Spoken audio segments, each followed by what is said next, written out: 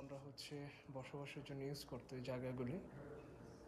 আমি চিন্তা করি এই ধরনের এতটা লাইটিং, কালারফুল জায়গায় ওরা থাকতো কিভাবে? ওনাদের কি মানে দৃষ্টিভ্রম হতো না বা চোখের সমস্যা হতো না? কিভাবে থাকতো আমি এটা চিন্তা করি।